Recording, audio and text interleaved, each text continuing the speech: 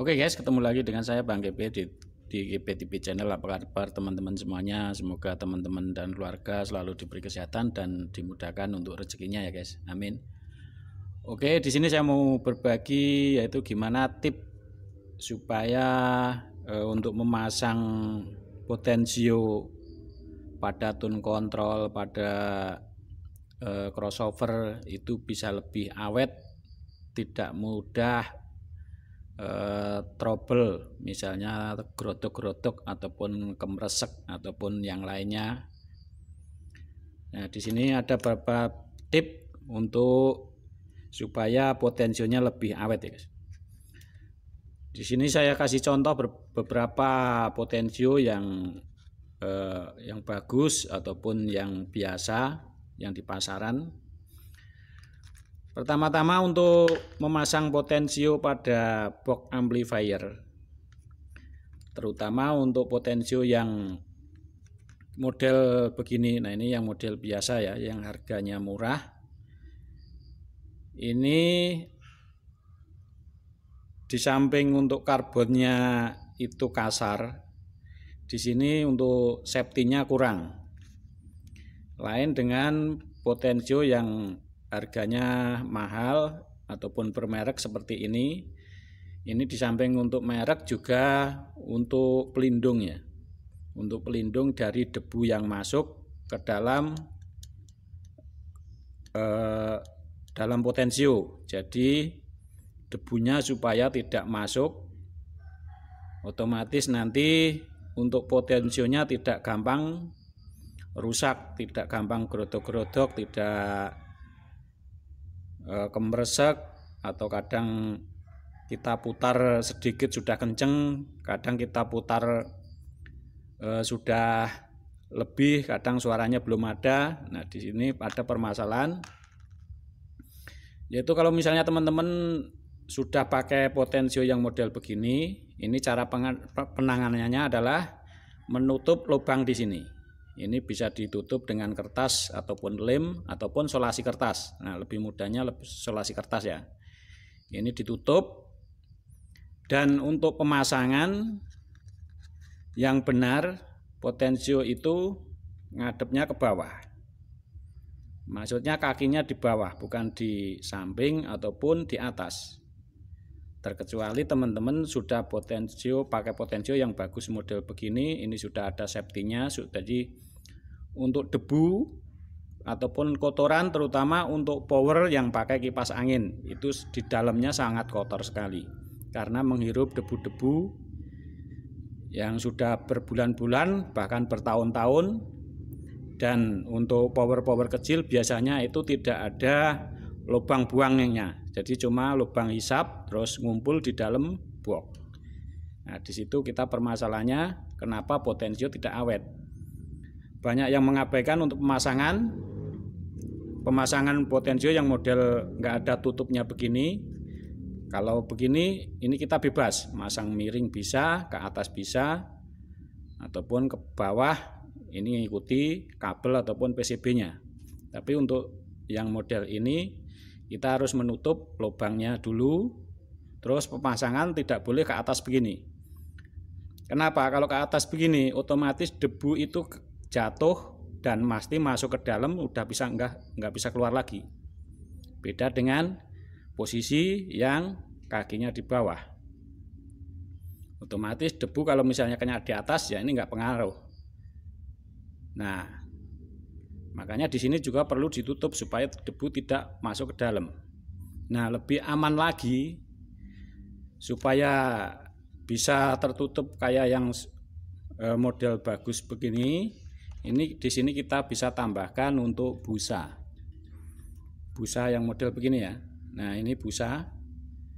Ini setelah kita solder kabelnya, ini kita tutupkan di dalam di sini. Nah, ini kita gunting, kira-kira sudah pas. Nah, ini sudah aman. Jadi di sini kita tutup, gini kita tutup dengan solasi kertas ataupun kertas yang dilem, gitu ya. Terus pemasangan untuk kaki di bawah. Ini perbandingan kalau misalnya kita pakai istilahnya 2 bulan 3 bulan sudah kotor, kalau begini bisa 2 tahun ataupun 3 tahun belum kotor. Nah, di situ ini hal yang sepele tapi banyak orang pasang potensio, karena saya sendiri sering bongkar power servisan gitu ya. Pasangnya pada begini, banyak kan yang masuk ini kalau diputar katanya suaranya gerodok-gerodok. Saya bongkar ya begini masangnya. Kalau misalnya ini taruhlah ini panel box, nah begini otomatis debu yang dari sini bisa masuk dari samping ataupun dari atas. Nah ini harus masangnya posisi kaki di bawah. Nanti di sini bawahnya PCB ataupun kabel, itu wajib. Kalau misalnya ada PCB seperti ini sudah nempel di PCB, berarti posisi PCB harus posisi begini ya. Jadi nggak boleh kita balik begini, harus begini, karena kalau kita balik ini juga masih masuk dari sela-sela di sini. Otomatis untuk debu itu sangat mengganggu pada karbon, arang karbon yang di dalam potensio. Jadi cepat rusak ataupun cepat kotor. Dan untuk menangani potensio yang kotor itu teman-teman bisa pakai kontak liner yang begini ya. Jangan pakai yang WD 40, itu sangat kasar, itu terutama untuk karat. Tapi ini untuk khusus komponen yang kecil, misalnya baut kecil ataupun potensio-potensio yang istilahnya ini ukurannya halus, tidak kasar, jadi tidak merusak pada arang, pada karbon yang di dalam potensio. Dan cara nyemprotnya itu tidak boleh terlalu banyak, nyemprotnya sedikit, jangan banyak-banyak. Nah gini aja, bisa sekali 2 kali, terus diamkan dulu, jangan langsung diputar, diamkan dulu, putar pelan-pelan biar kotorannya minggir. Kalau kita langsung kita putar-putar kenceng, nanti karbonnya bisa aus. Nah itu penanganan untuk kita memperbaiki potensio dengan kontak liner. Ini banyak dijual di toko elektronik, ini harganya sangat murah dan untuk keawetannya bisa bertahun-tahun gitu ya. Itu berbagai merek ada, tinggal pilih yang ukuran kecil ataupun ukuran besar. Dan yang terpenting untuk pemasangan untuk volume ya, terutama untuk volume, teman-teman nggak boleh membengkokkan kaki potensio, terutama untuk ground. Itu sangat banyak sekali terjadi. Ini mengakibatkan potensio ini cepat blong ataupun tidak berfungsi. Karena apa? Karena di sini kalau kita bengkokkan,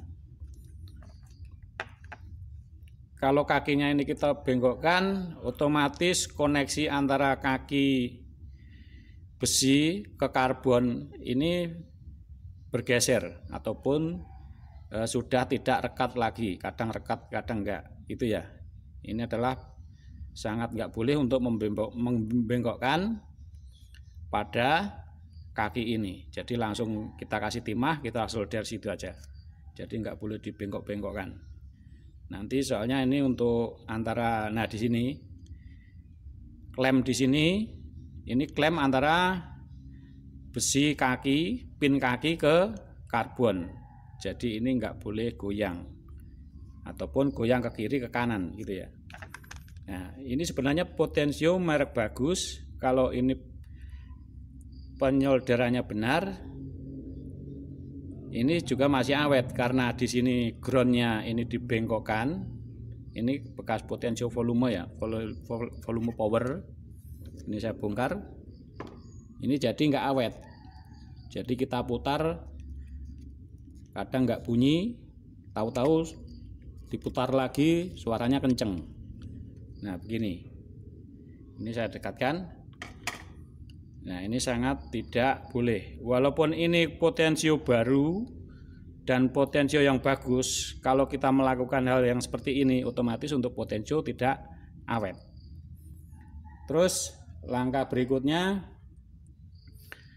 membaut pada panel. Untuk membaut pada panel, ini ring ini wajib. Jadi supaya lebih nanti lebih kuat dan tidak merusak pada panel. Nah, begini ya. Terus untuk cara tekanan bautnya itu tidak boleh terlalu kencang. Karena untuk bahannya ini besi lunak. Jadi kalau kita putar kencang banget, ini potensial jadi rusak. Soalnya untuk dratnya pecah. Karena ketarik oleh murnya. Sedangkan untuk murnya ini adalah besi keras, bukan besi lunak atau seperti di sini kan seperti besi cor gitu ya, besi lunak ya. Nah, begini kalau sudah berasa sudah kuat ya sudah, atau bisa kita melakukan dengan membuat kunci. Ini kunci pas, kunci sok untuk ukuran 10. Nah, ini aslinya adalah kunci T. Ini saya modif untuk membuka seperti potensio yang di dalam panel yang bautnya di dalam. Jadi ini caranya saya kasih tip untuk teman-teman yang sering buka baut, karena ini juga banyak yang belum tahu. Ini jadi kunci ukuran 10, bisa pakai T ataupun yang biasa. Ini pinggirnya kita gerinda biar tipis, karena untuk lubang biasanya pada power, pada speaker aktif, ini ada yang lebih kecil lagi untuk lingkaran luarnya di sini. Jadi nanti bisa masuk ke dalam begini ya. Karena ada yang di sininya longgar, ada yang sangat tipis. Jadi ini harus digerinda tipis. Ini yang penting nanti ini penggerindaan bisa rata. Ini nanti tetap kuat untuk membuka murnya di sini. Nah, begini. Terus di dalamnya supaya potensio ini bisa masuk, ini harus kita bor. Di dalamnya kita bor supaya untuk lubang dalamnya bisa lebih dalam lagi. Jadi nanti ini enggak mentok. Kalau yang ini yang belum saya bor, nah ini sangat dangkal. Nah, ini enggak bisa masuk. Gitu ya. Ini buat teman-teman, apalagi buat teman-teman teknisi yang baru. Jadi ini sangat bermanfaat sekali untuk membuka baut. Jadi nanti bautnya tidak rusak dan untuk hasilnya juga bisa lebih kencang. Ini ya. Jadi tidak kita korek-korek pakai obeng ataupun pakai tang buaya. Pakai tang buaya itu juga masih kurang kuat. Dan untuk efeknya kadang bautnya ini rusak ataupun sudah penyok-penyok. Tapi untuk pakai cara ini sangat mudah. Cukup gerinda samping biar lebih tipis, terus dalamnya kita bor lagi biar lebih dalam. Untuk tujuan ini bisa masuk ke dalam. Nah, ini kan nggak bisa masuk. Tapi kalau sudah yang kita gerinda, nah ini sudah bisa masuk ke dalam. Ini sudah bisa membuka baut dan lebih aman, lebih kuat, tidak berefek pada potensio. Karena di sini rawan pecah. Kalau kita tekan keras-keras, ini pecah karena ketarik oleh murnya. Gitu ya guys.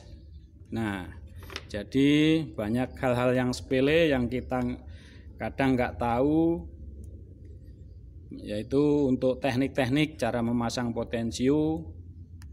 Itu karena saya sering alami dapat pasien, yaitu pada pemasangan potensio pada tidak diperhitungkan untuk posisinya. Jadi walaupun kita pakai potensio yang bagus, kalau posisi begini ini tetap tidak awet karena kemasukan debu tiap hari.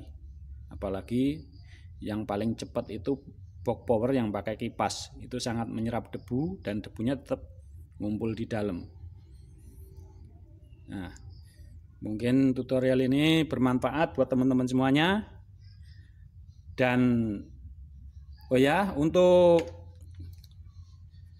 mengatasi potensio yang gresek-gresek, teman-teman kalau misalnya nggak punya ini, bisa juga pakai minyak kayu putih, tapi tidak direkomendasikan untuk pakai bensin, karena untuk bensin ini sangat merusak karbon.